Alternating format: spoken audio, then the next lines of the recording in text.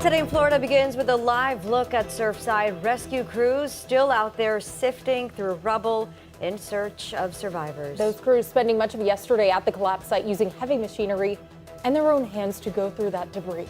And here's what we know more than 48 hours after this devastating collapse. At least 4 people have died, 159 people still unaccounted for this morning. Good morning, everyone, and thanks for starting your day with us. I'm Lorena Estrada. And I'm Gina Benitez. We have live Team 7 coverage this morning. 7's Elitza Bezios and Alex Browning are both near that site. We start now with 7's Elitza Bezios, who has the very latest for us. Elitza. Well, honestly, the very latest is that we don't really have, unfortunately, any updates on if they have found any more people. What we know overnight is, or at last check, when we spoke with the mayor, they had not found any more of those unaccounted for. Trying to save a lady trapped inside. Intense rescue operations underway in Surfside. We'll see how it goes, man. Hopefully we get there. We can hear her behind the walls, so we're digging her out. First responders working tirelessly to rescue any survivors from the debris of the Champlain condominium building after it partially collapsed. While firefighters and search and rescue teams worked around the clock, the mayor with a heartbreaking update.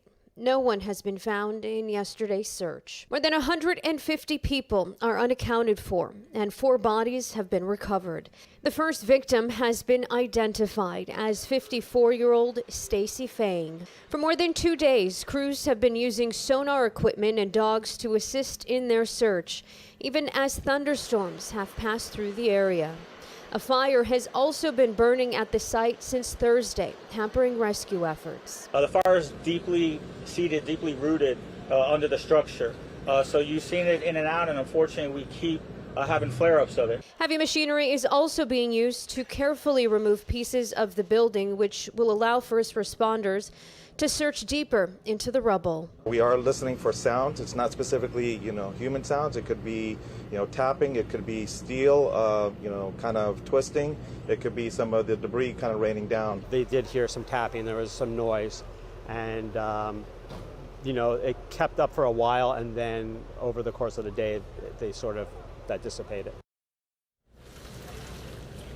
And back out here live, you can see Miami-Dade police here gathering, authorities gathering also in front of Mobile Command here. We're expecting that they will get briefed this morning and that we will get information at some point here within the next few hours. A news conference is expected, but if you were all watching yesterday, you saw that we were a lot closer and we had a much better vantage point of what was going on, what was happening overnight. Since yesterday, we did have to get moved over here to this really media staging area because authorities telling us they really needed that area down 88th so they can bring that heavy equipment in and out so they can continue to work and remove debris to search for those unaccounted for. We will remain here and bring you an update shortly. For now, we are live in Surfside. Elitza Bezios today in Florida. And our team coverage continues with 7's Alex Browning. He has the latest on those search and rescue efforts. Alex. And Gina, certainly this is a race against the clock. We have surpassed this morning the 48-hour mark since that building, or partially, that building has partially come down, and so far no signs of survivors. But this community, South Florida, and the rest of the country certainly holding on for hope this morning.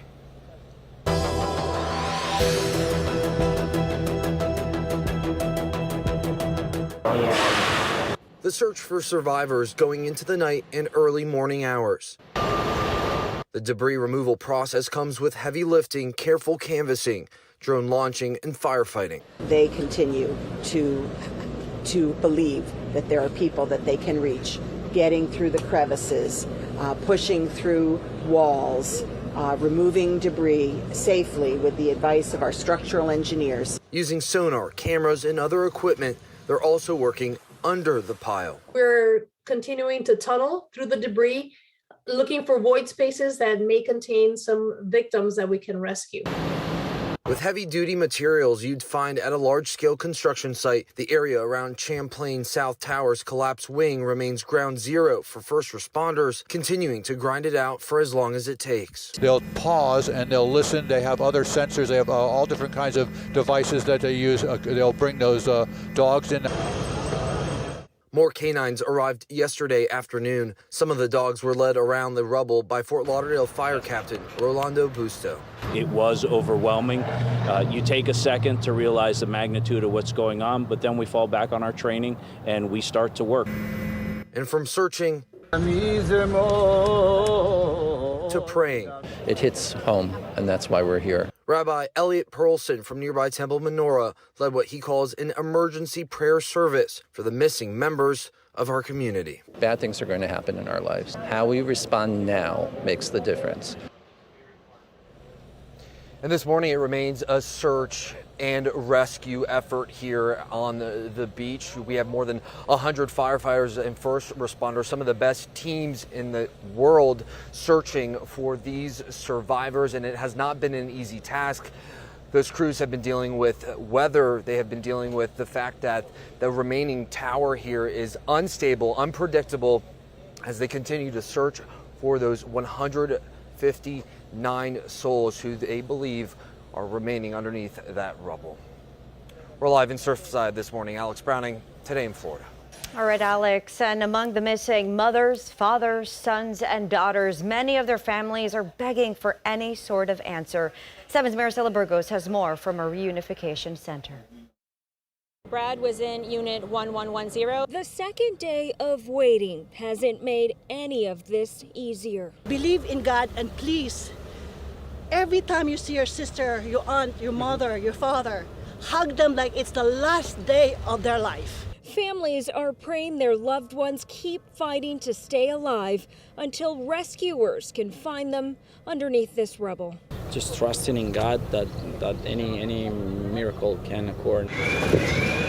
Honestly, it's a miracle that we're alive. I don't know how or why we escaped. Albert Aguero and his family knew they didn't have a lot of time to get out of the Champlain Tower in Surfside after part of it collapsed Thursday morning. I looked to the left and our neighbor's apartment was cut in half from the top. Through the darkness, their voices comforted and guided them from their apartment to the stairwell. They stopped on the 3rd floor to save a neighbor in her 80s. So at that point, my son and I took the lead of making sure she got down to the 1st floor. When we got to the first floor was starting to flood. It probably collapsed about 3 feet. So our only way out was to crawl out of some rubble. So we were able to kind of push her along through the rubble. It's these stories of courage and bravery that give you hope for 159 miracles. It's hard. We don't have any plans. We're just waiting right here. They wait at the reunification center for news. The pain is difficult for adults, kids, everyone. And what was so sad is she broke down crying at around 1:32 in the morning last night and said, "I wish God took me instead of Daddy. Daddy was the best daddy ever." Immediate family members of people who are missing are staying here at the Grand Beach Hotel. This is full. So if you need any information, I'm being told you need to go to the community center. The first location, that address is 9301 Collins Avenue. You can also call 305-614-1819 if you need any information. Reporting from Surfside, Maricela Burgos, Today in Florida. Well, it's the video that's inspired hope for so many. A young boy lifted out of that wreckage and pulled to safety. But this morning, a new layer of heartbreak weaving its way into the story. 7's Jessica Hawley has more on that boy's miraculous recovery and his heartbreaking loss. A scene that offered hope in the darkest hour. Rescue crews pulling a teen from the pile of concrete and twisted metal minutes after the condo building collapsed. He survived. Friday, we learned his mother did not. Early Thursday morning, the mother and son were among the first to be found. I saw an arm sticking out of the wreckage, and he was screaming, "Can you see me?" Nicholas Balboa climbed up to see if he could help. He was just screaming, "Don't leave me, don't leave me." don't leave me. He didn't until rescue crews arrived. He said that his mother was in the apartment with him as well, so I couldn't see her or hear her, so I have no idea what her status was, but I do pray that she is all right. Officials now confirming 54-year-old Stacy Fang died early Thursday morning at the hospital. She is the first of those killed identified by the county. Her son, who was injured, Jonah Handler, is recovering at Joe DiMaggio Children's Hospital. He's a sophomore at Monsignor Pace. The high school tweeting this message: "We ask that you please keep Jonah, his family, and all those affected in your prayers as the search and rescue efforts continue." Another family needing prayers, the family of Devin Gonzalez. The 16-year-old was critically injured in the collapse, her sister sharing these pictures on social media. Their mother is also in the hospital. Their father, Edgar, is missing. While some families are sharing their stories, others are asking for privacy, including the loved ones of Stacy Fang, who released a statement. There are no words to describe the tragic loss of our beloved Stacy. The members of the Fang and Handler family would like to express our deepest appreciation for the outpouring of sympathy, compassion, and support we have received. The many heartfelt words of encouragement and love have served as a much-needed source of strength during this devastating time. In addition to asking for privacy, the family of Stacy Fang is asking that we not show her picture at this time. Reporting in Surfside, Jessica Hawley, Today in Florida.